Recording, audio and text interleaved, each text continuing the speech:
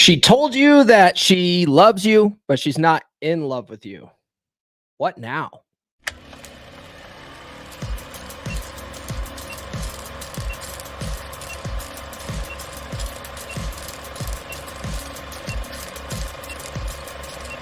We're going live. No. We'll do it live. This is the Come On Man podcast. And here's your host, Paul Bauer. Good morning, guys. What's up?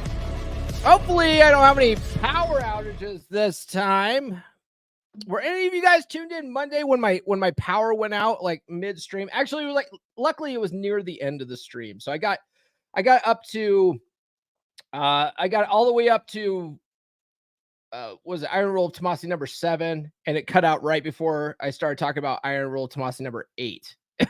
Actually, or it's like I just started talking about Iron Rule of Tomasi number 8, and then the power went out. Anyway, it was not cool. Luckily, it was near the end. I was able to wrap it up quickly. I jumped on my cell phone. We finished it up on the patio.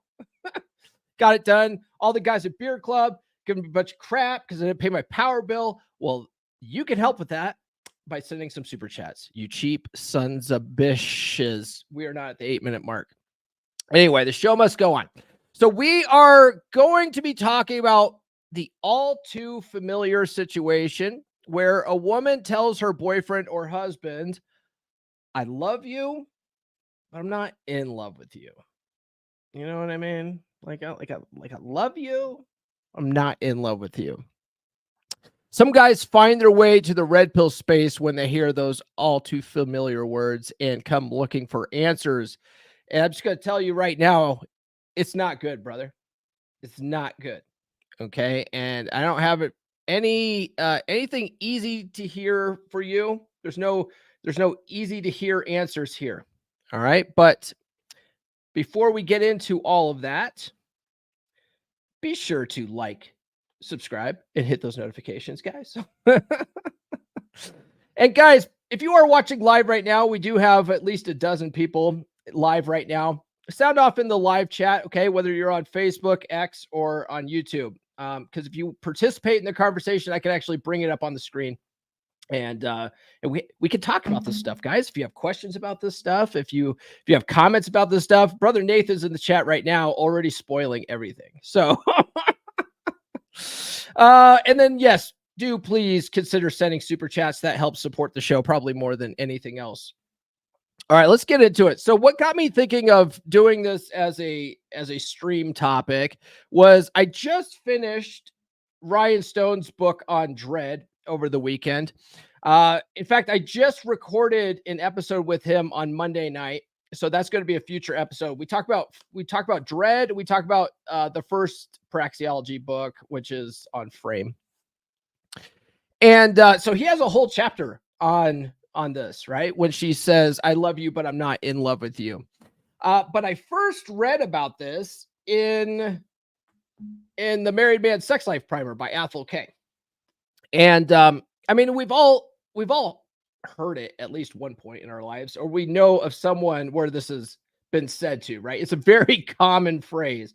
It's like when you start hearing someone start to mention it, you can finish the sentence for them because you know it, right? It's super common. It's like it's womenese, right? Women have this as a part of their script, right? So I first read about it in Athol K's The Married Man Sex Life Primer. And Athol gives some warnings in his book right at the beginning, right? And I think it's important to bring these up now. So the first warning he has for men is that you can't bring back the dead, okay? He says if the divorce is final or you're already broken up, it's best to move on, okay? A lot of guys also find their way to this space because they're trying to reattract an ex. You know what I mean? Like they get dumped, they get their wife files for divorce, and they're scrambling, trying to find answers on how to win her back, right? How to get her back. It's like, bro, don't. Bro, don't. You can't bring back the dead, okay? We talked about that on Monday's episode with the Iron Rules of Tomasi, right? Iron Rule of number 7 says it's better time and effort spent finding a new woman than it will ever be trying to reattract an ex, you know. That's paraphrasing. They're like, that's not what it says, Paul. It says like this verbatim. Like, I know, okay? It's off the top of my head. Anyway, next thing that Athel warns the reader about is that you can't make anyone fall in love with you. Okay. A lot of people also find their way to the space because they're trying to make their girl do something, right? They're trying to make her love them again or whatever. You can't make anybody do anything. Okay. You can't change other people. You can only change yourself. All right. So applying this stuff in Athel's book or Ryan's book, it can help you have a loving and passionate wife. It just might not be your current wife you have that relationship with. You know what I mean? Right? That was also in Athel's book. He's like, I can guarantee you that you will have a loving and passionate wife, but I can't guarantee it will be with your current wife, right? So Athel does a great job at breaking down feelings in his book of alpha and beta into chemical responses in our brains, right? Because we also get really hung up in the space on alpha and beta, and you got to optimize on alpha if you want to have more sex and stuff, right? And then a lot of people look at it like it's a label, right? You're either alpha or you're either beta, but they don't understand that women want both qualities, right? It's alpha fucks and beta bucks that they need, right? Ideally, they want that in the same guy. So you have to have, if you want to have a long-term relationship, you have to be able to optimize, you have to optimize that alpha if you don't want a dead bedroom, but you also have to sprinkle a little beta on it if you want to keep her around, right? Okay. So Athel does a great job at breaking that down in his book. And I also mentioned it in my book as well. But I got that from Athel. Okay. So the first chemical is dopamine. Okay. This gives men and women the in love feelings. This is the chemical that gives us the obsessive feeling, the Twitter-pated feeling, the crazy about the other person feeling. This is where if you've been waiting for a text all day and then they text you, you get that spike, right? That's dopamine, right? You can turn that around on women, and sort of become their dopamine drug dealer, right? Which is a Rollo Tomasi maxim in the Player's Handbook. He's like, dopamine is her drug and you want to be her drug dealer, right? So dopamine is really what gives the woman the feeling that you're alpha, right? That's the alpha chemical. Okay. Then we have vasopressin and oxytocin. So vasopressin for men and oxytocin for women. This is what gives us the comfort love feeling. Okay. Cuddling and caring type of love feeling. Like when your girl makes you a bowl of soup when you're sick, right? And you get this love feeling, man, like she is so good to me, right? That's vasopressin making you feel that way. Okay. Well, likewise, women have oxytocin.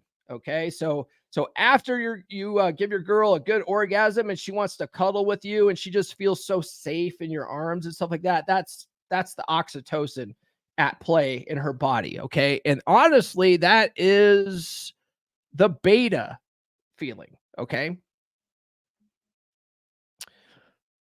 This is the beta feeling. These are also our pair bonding chemicals. Okay. This is what makes us feel like, she's our girl. Okay. This is pair bonding. This is where body count comes in because body count breaks women's oxytocin receptors. So I'm not getting into all that. And then we have testosterone. Okay. Testosterone. This is sex drive for both men and women. Now, men have something like 20 times more testosterone than women do, which is why we are so preoccupied with sex more than they are. But they have testosterone too, and so they're horny. They're horny as hell. But they just they're not thinking about it all the time. Like we're always thinking about it, right? What's Ruger Jeff say? He says you cannot turn we're past the 8-minute mark. You cannot turn a whore into a wife if that's what you're saying. Yeah, you can't. Well, every guy wants his woman to be his whore, though, right? We all want our own personal whore, right? Problem is we give women rights and they went overboard with it. Is that the problem? Oh, man. Okay. So you guys get the idea, right? So dopamine is alpha. Oxytocin gives her, gives her that beta comfort feeling, and then testosterone is the sex drive. Okay, so Athel uses these chemicals to explain very well what is going on in your girl's mind when she says, "I love you, but I'm not in love with you." Okay, she is basically saying, "I oxytocin you, but I don't dopamine you." Okay, I oxytocin you, but I don't dopamine you. And he says, a woman may be feeling this way for a long time without any real thoughts of leaving a man. It's possible. She might have these thoughts, but she hasn't brought them up to you yet, right? Now, this is super common too, right? Women, oftentimes, it's been scientifically like proven, right? There's studies on this, but women, like on average, will check out of a relationship up to 2 years in advance. They'll, by the time they dump you, they've been checked out for like 2 years already, right? You're just the last person to know. And they spend that 2 years socking money away, making their exit plan, lining up their male orbiters so that they have a soft landing when they break up with you. That's why a lot of guys are like, I don't understand. Like, she just dumped me yesterday and she's already sleeping with a dude. It's like, that dude's been there. That dude's been there the whole time. Okay. He's been there. He's been there for quite a while now. And she just finally pulled the trigger. Right. So women may be feeling this way for a long time without any real thoughts of leaving a man.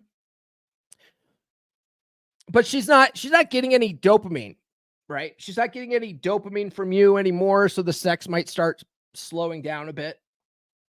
All right. She's still feeling that oxytocin pair bonding feeling, and she just muddles through the relationship, right? Sometimes indefinitely. Sometimes this is where, like, guys, they think everything's going good. They've been together with their girl for 30 years. She's his best friend. They don't have sex anymore, but man, they still have fun together, She's my best friend. It's like, dude, she's not banging you anymore, dude. The marriage is dead, right? Marriage is dead. The guy spends every night jerking off, watching porn and stuff like that, right? So she's not getting any dopamine, so the sex starts slowing down a bit. She might be feeling that oxytocin pair bonding feeling, and she just muddles through. And this is why when guys brag about being in 15, 20, or 30-year marriages, like it's a flex of some kind, I always ask them, yeah, how's the sex, bro? Because I put this stuff out. No one wants to hear any of this stuff. It's not flattering to women. It's not fun to hear, but it's true, right? And so guys are like, what do you know? I've been married for 15 years. I was like, I was married for 14 years once. It doesn't mean anything, dude. Doesn't mean anything. Some guys are, I've been married for 28 years, man. I'm like, how's the sex?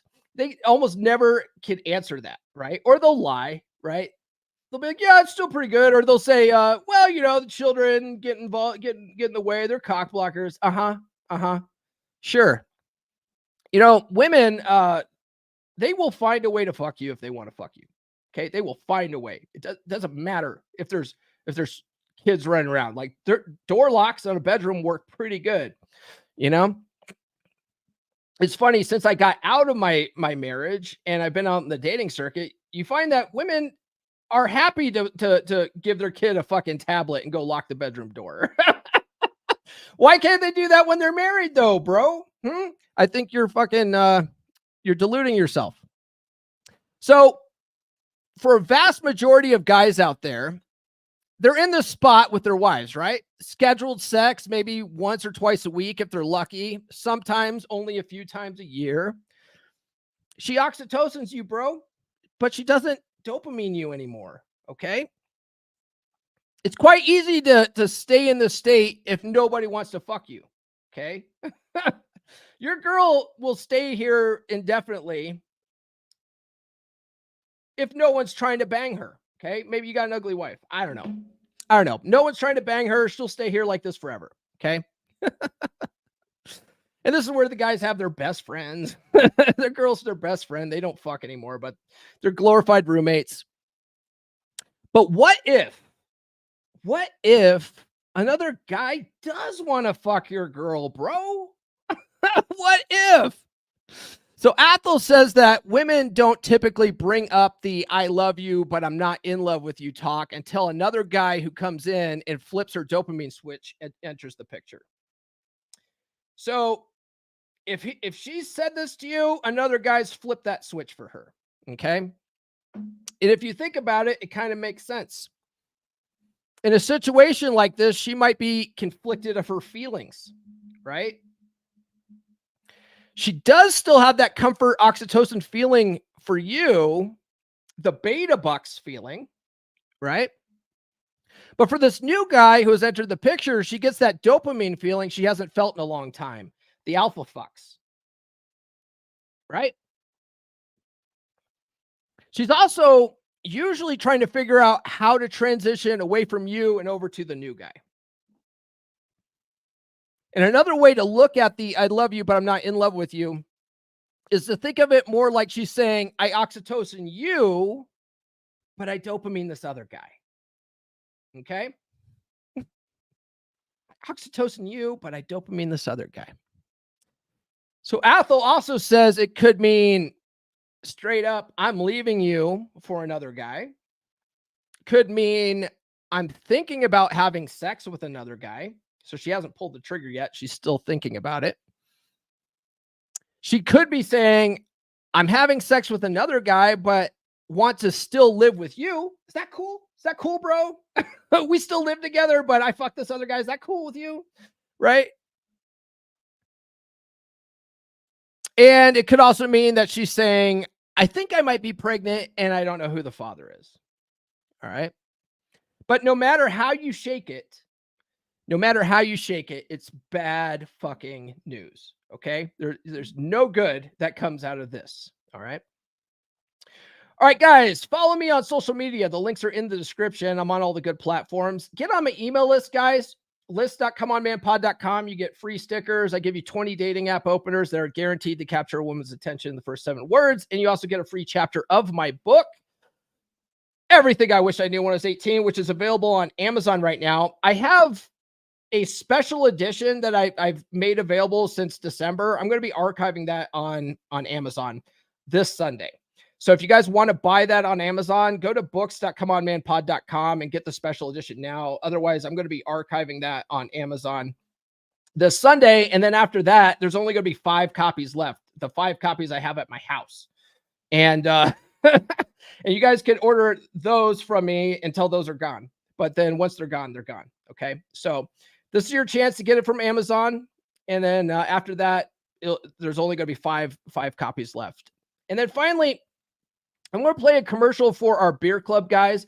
Beer.comeonmanpod.com. It's a good group of guys. It's a group for men only. It's a place where you could, if your girl comes in and tells you this and you need to go talk it through with some guys and come up with a game plan, join the beer club. All right. It's $10 a month. If you pay for the whole year, it's only $8 a month, but it's a good group of dudes. We have meetups once a month, and our next meetup is tomorrow night at 7 p.m. Eastern time. I'm going to play a commercial for that, and then we'll continue this conversation. Here's a harsh truth that everybody gets upset about online when I say it. They get upset because of their ego investment into the fairy tale idea of love and partnership.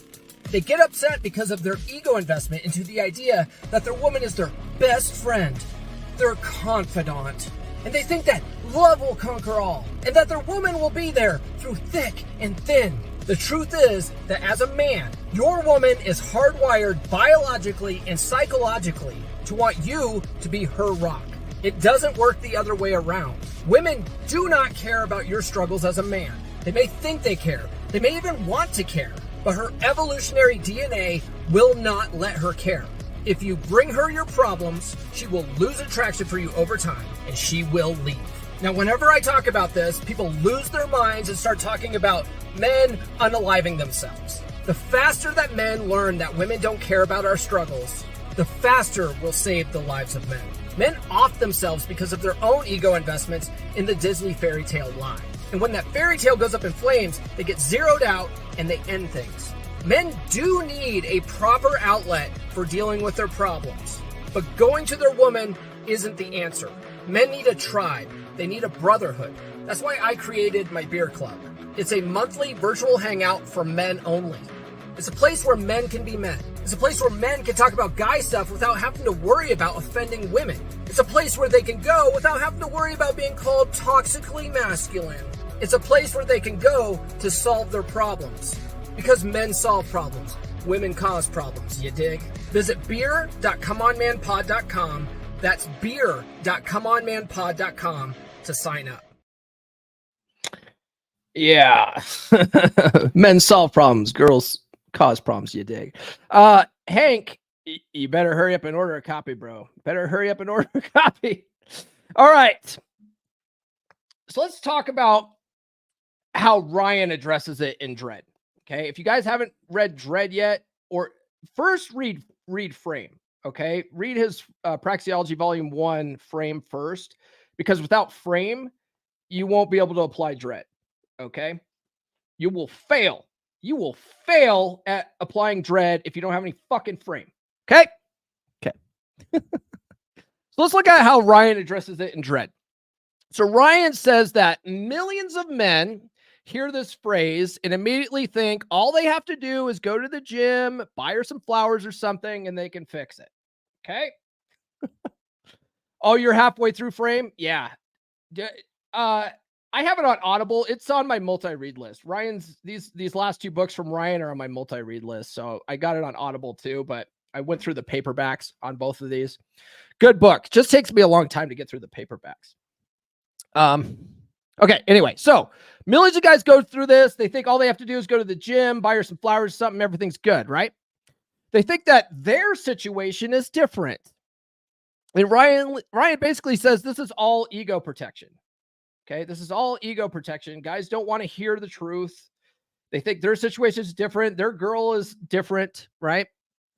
Well, brother, your situation's not different. Okay. And I hate to break it to you, but you're not a special snowflake, and neither is your girl. Okay. One of the things Ryan essentially says a few times in the book is that all of our paths to the space, all of us as men, right? All of our paths to the space are different, but our misery is the same. And I'm paraphrasing here. He words it much better than I do. But basically, every guy that ends up in the space, we all have different avenues into the space, but our misery is the same, right? We get the broken hearts, okay? So we know Athel describes what she's saying based on oxytocin versus dopamine, right? Right? I oxytocin you, but I don't dopamine you. What does Ryan say? Ryan says, it means you're not fucked, but your woman likely is. She's probably already fucking someone else. Okay. So Ryan fucking just cuts the shit, just says, look, this is what it means. You're not fucked, but she is. Okay. If she isn't fucking someone else, your relationship is over and you're the last one to know about it. Right. Or even if she isn't fucking someone else, the relationship is over and you're just the last person to know about it. Ryan says that when guys finally hear this phrase, 95% of their women are already fucking another guy, and the remaining 5% are thinking about fucking another guy. You hear that? If she said this to you, there's a 95% chance she's already fucking another dude. Okay. And only a 5% chance that she's just thinking about it and hasn't pulled the trigger yet. Okay. Ryan says that once a guy hears this, his girl doesn't hate him per se, but she no longer desires him. Why? Because hypergamy. That evil hypergamy. She no longer sees you as her best possible option. Okay? She no longer sees you as her best possible option. So women here's the thing about hypergamy, right? Women can only love one man at a time. Hypergamy is monogamy. Okay. So Ryan puts it like this, because a lot of people think that men are hypergamous too. We're not. We're polygynous. We're polygynous, right? So he describes it like this. If you had a man in a room with a bunch of attractive women, we would want to fuck all the women, right? That's us. That's our sexual strategy. We're like, oh, they're all hot. I would fuck every one of these chicks, right? If a woman was in a room with a bunch of men, if it's not a porn movie with a white girl on a couch with a bunch of black dudes around her, that's just in the movies, guys. Most women, if you put them in a room with a bunch of guys, she wants the best guy in the room. That's how women operate. That's how women operate. Guys want to fuck everything. Women want to fuck the best, right? The one best. Okay. This is why a man can cheat and really not feel anything, right? He could still be emotionally loyal to his wife. He just wants variety. Okay. A man can also love the woman he's cheating with and also love his wife or girlfriend, right? He can love all these chicks. That's why men can have harems, right? And have multiple wives and love all the wives equally. Women can't do that. They can't do that in their brain. Women can only love one man at a time. So hypergamy is monogamy. This is, let's see here. Typically, if a woman is cheating, she's in love with the man she's having the affair with. Okay. So if she's cheating on you, she no longer loves you, bro. She's in love with this new guy. Okay. So she's in love with the guy she's having an affair with and no longer loves her husband or boyfriend. So Ryan says that women, this is going to be a short episode today, guys. Ryan says that women are loyal to the man they desire most. It's either you or it's not. Okay. It's either you or it's not. That's where like Dread comes in. And then Athol K, he talks about the male action plan, the MAP, right? On how to basically turn around a failing marriage. So ideally, you want to notice these signs before it gets to this point, because when it gets to this point, you're fucked, right? If it's at this point, is you're fucked. But if you notice signs that relationships going downhill and it hasn't gotten to this point yet, there's still a chance. But Ryan lays it out in his book. You have to become a luxury brand. You have to become her best possible option again. Okay. So, but a lot of guys, they're oblivious. They just sort of float through their relationships, thinking everything's hunky dory. And really, they just stop trying. They stop, doing what got them the girl in the first place. And she loses attraction over time. They start crying to her and stuff, start fucking dumping all their emotional baggage on her, thinking, well, she's my best friend. Like, I should be able to come to her with my problems. Yeah. Women just aren't wired for that, bro. I hate to break it to you. Women hate hearing that. I think women want to be there, and I think they think that they should be there, but they're just not wired for it. So if you keep doing it over time, they lose attraction over time, and then they go looking for other dudes, right? So if you want to keep that relationship going long term, you have to always be her best possible option. The burden of performance is on the man with that. But relationships are a woman's job. That is counterintuitive, isn't it? That comes down to Breitfeld's law. It means, like, basically you could do everything right and she still might leave, right? But you can up your odds. It's like Archwiger says, red pill's like counting cards. So Ryan says women are loyal to the man they desire most. It's either you or it's not. And if you got the I love you, but I'm not in love with you speech, she's no longer loyal to you, bro. She's no longer loyal to you. She no longer sees you as her best possible option. What's this? Alan says, what is marriage supposed to be like from 20 to 90? What do you want a marriage to look like, Alan?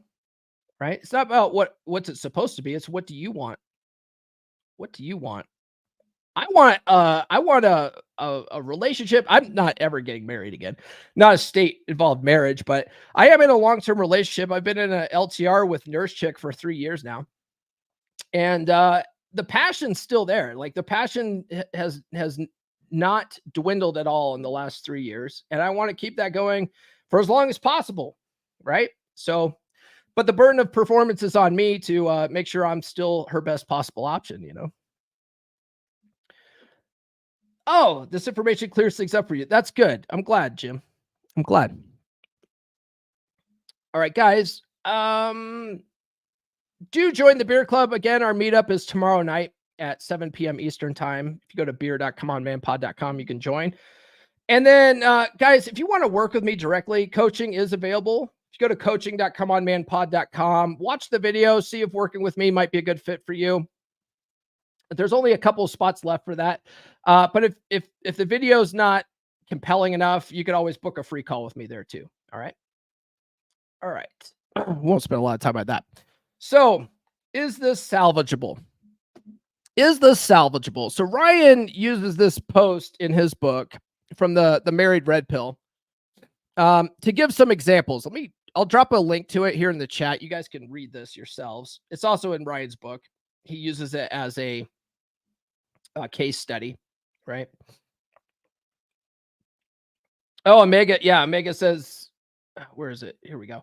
Seriously, folks, if you're not in beer club, join it. It's a great space. Judgment-free zone too. I'm probably one of the bigger boys who's sent selfies in there and not been made fun of. Yeah, we don't make fun of you. We're constructive. We're very constructive there. You know, if there's something you need to work on, we'll be honest with you. we'll be honest with you, and it's up to you if you implement it, though. You know. Oh, Alan says, I'm single at the moment. I would like a marriage to be similar to the TV show Heart to Heart, child free. Yeah, there you go. So you could do that. That's up to you, man. Like that's one of the best things about the space is becoming your own mental point of origin and doing what you want, right? Finding the type of woman that fits that bill for you, you know? And it's all about testing for interest and testing for qualities like that. Like she doesn't want to have kids, right?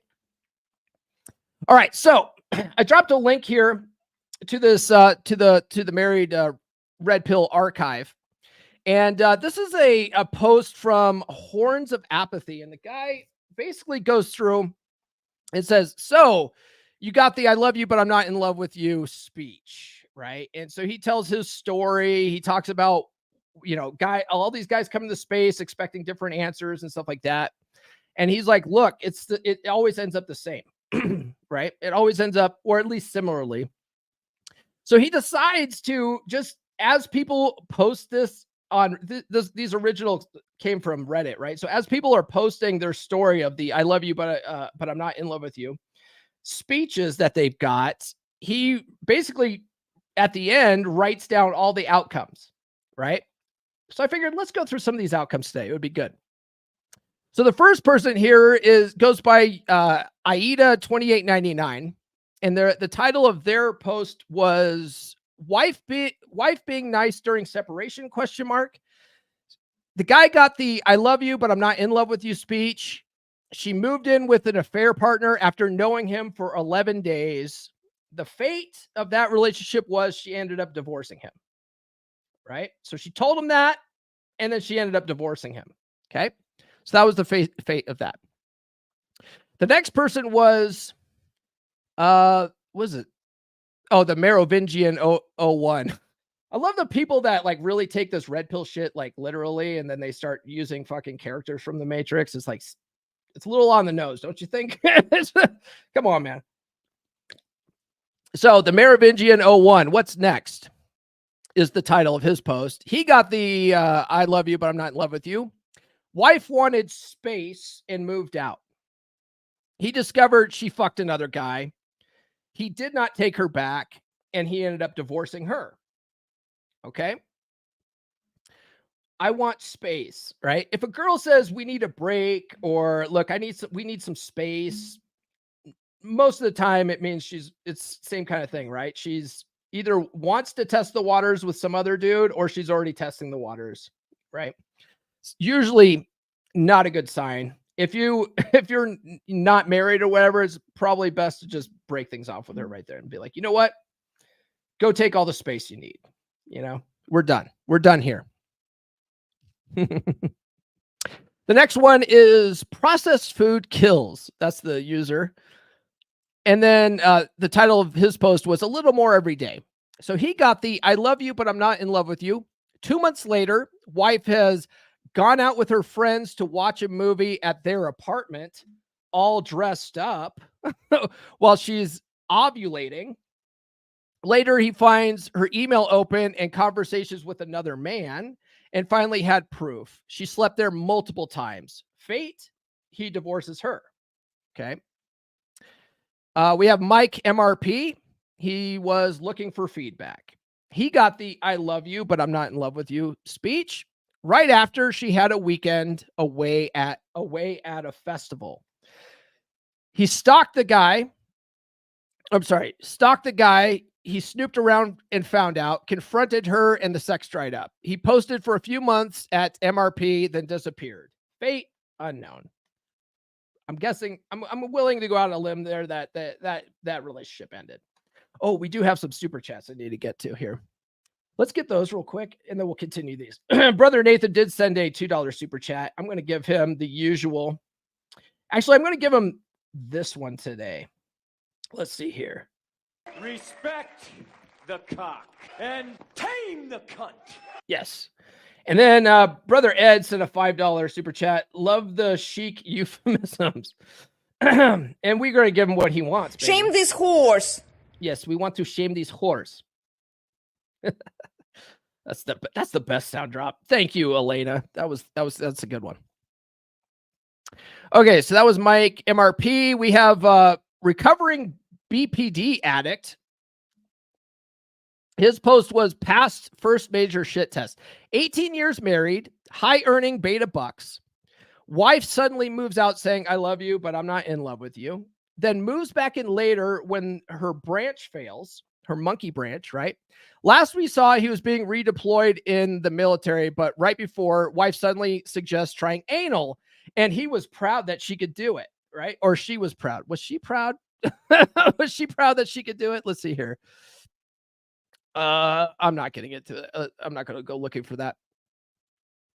Wife suddenly suggests trying anal and was proud she could do it on the first try.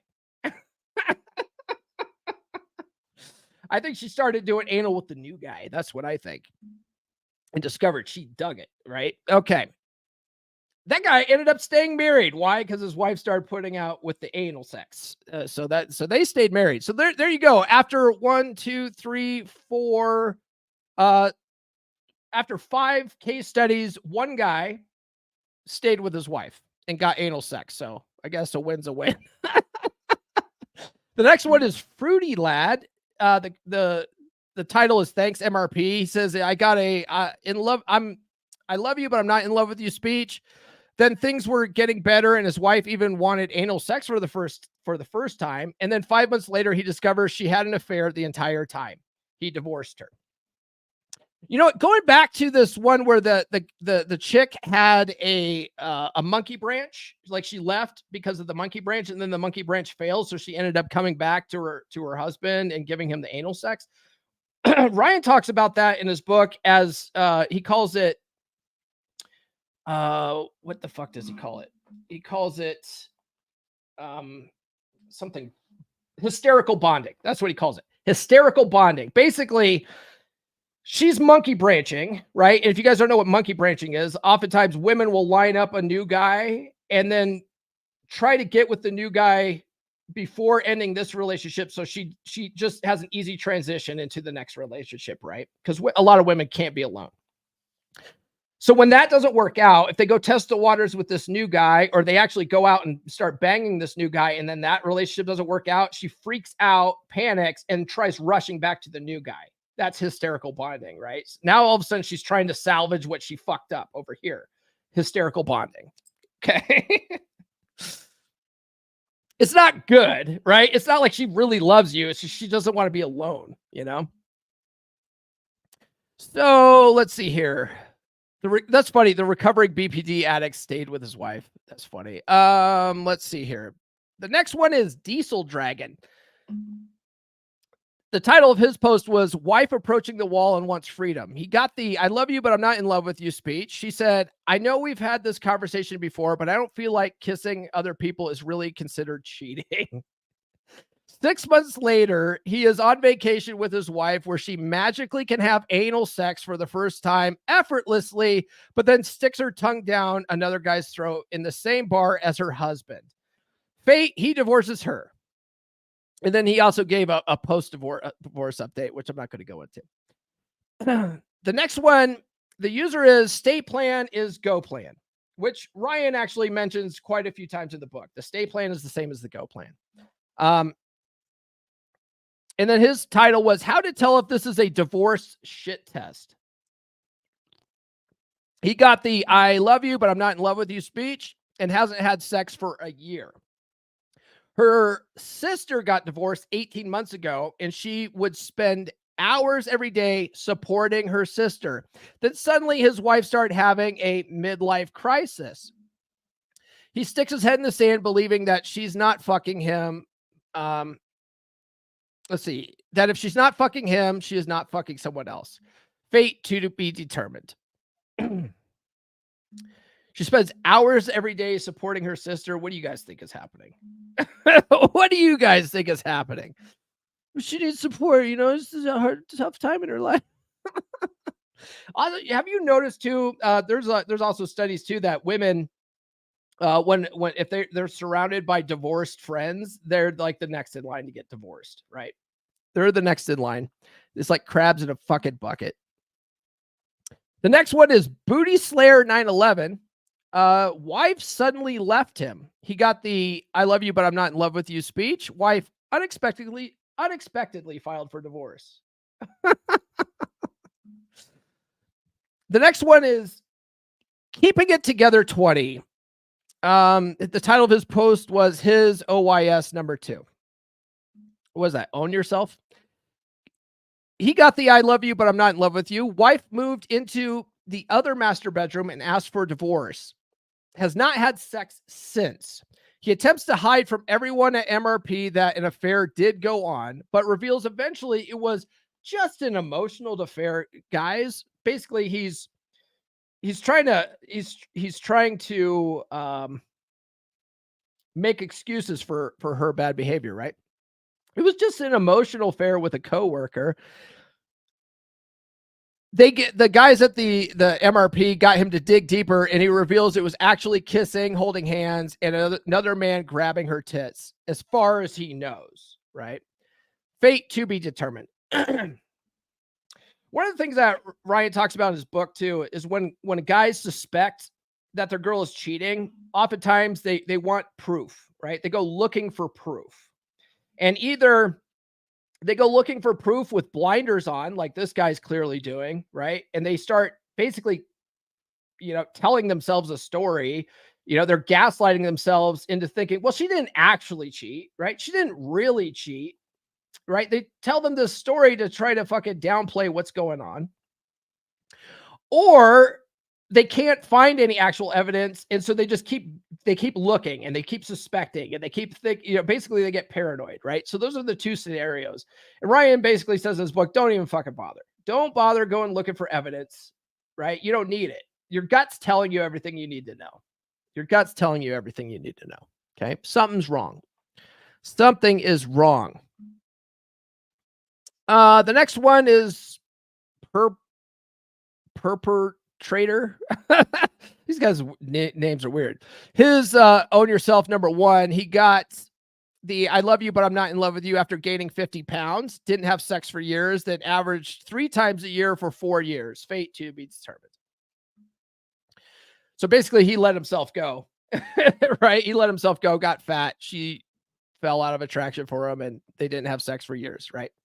Let's see. We've got only a couple left here. We have Elgath 3, his Own Yourself number 1, got the I love you, but I'm not in love with you after giving everything up for his woman he met in college, ending a 6-year relationship where she ended up cheating.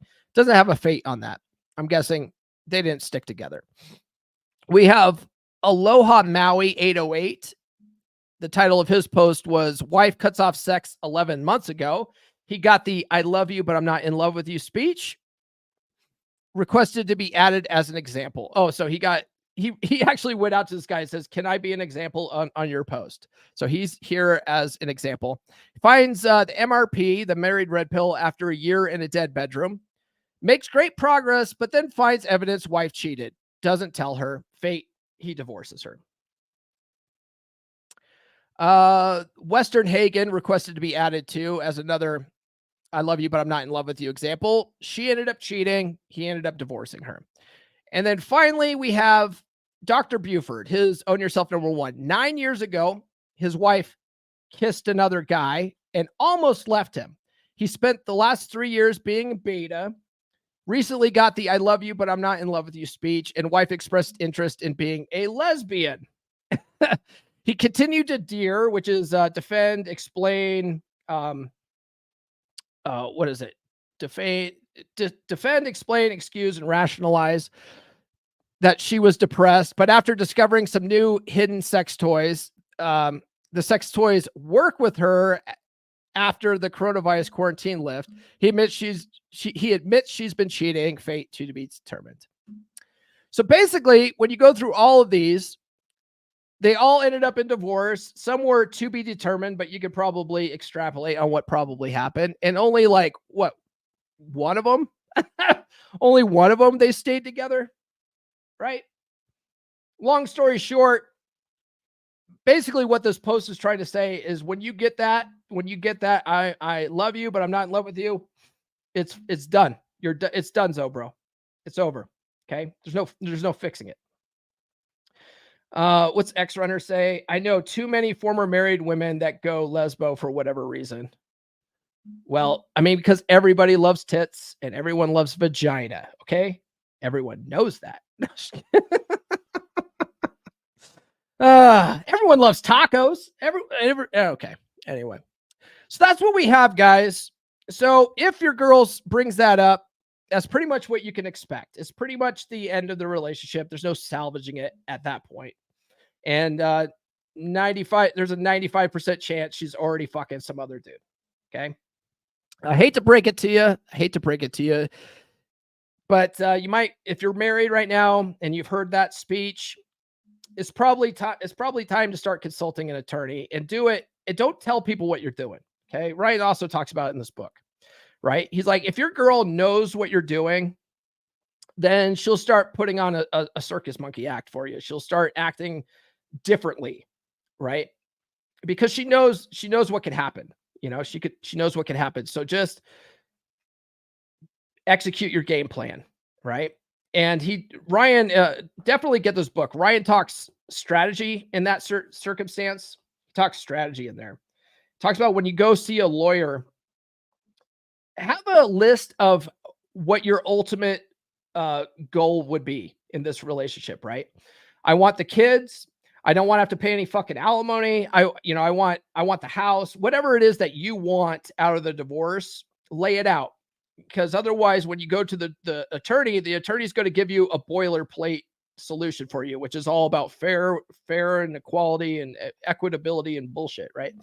So if you go there, set your expectations with your lawyer. This is what I want.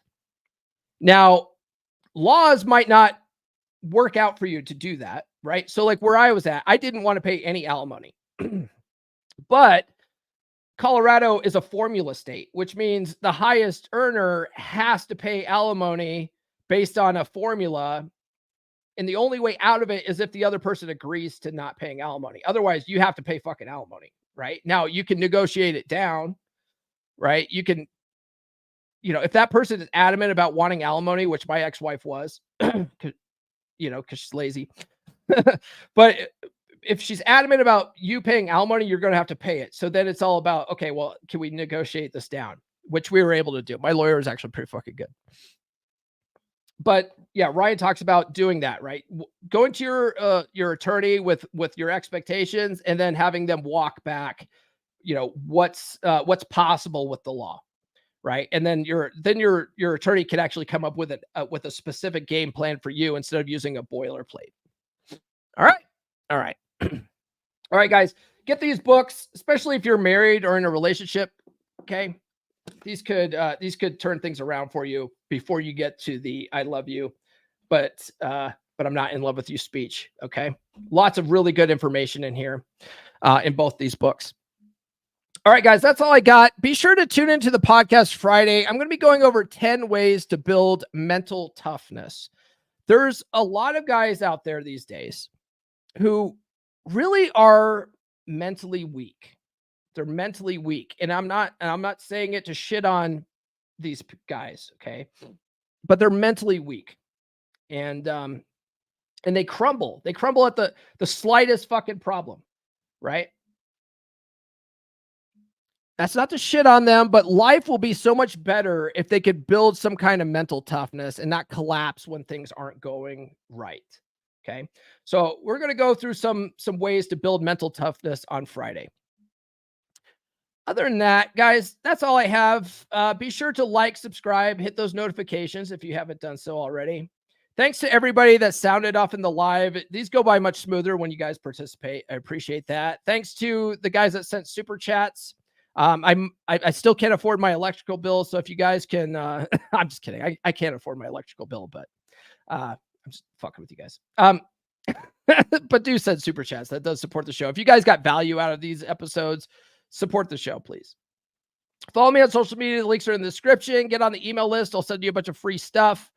Guys, do get my book, books.comeonmanpod.com. We'll take you to Amazon where you can get all the different versions, including the Audible and the Kindle edition. The special edition is going to be archived on Sunday. So if you've been thinking about buying the special edition, your time's almost up. Okay. And then after that, there's only going to be 5 copies available at my house and then they're gone. So let's see here. Guys, do join the beer club, beer.comeonmanpod.com. The next meetup is tomorrow night, 7 p.m. Eastern time. Okay. It's a good group of guys. If you're going through this, I love you, but I'm not in love with you shit, join the beer club. Come talk to us. Right. We just sit around drinking beers. If you don't drink, that's okay. A lot of guys get hung up on the title beer club. If you don't drink beer, drink whiskey. If you don't drink whiskey, drink water. I don't give a fuck. Okay. It's just the title of a club. All right. Don't spurg out on me.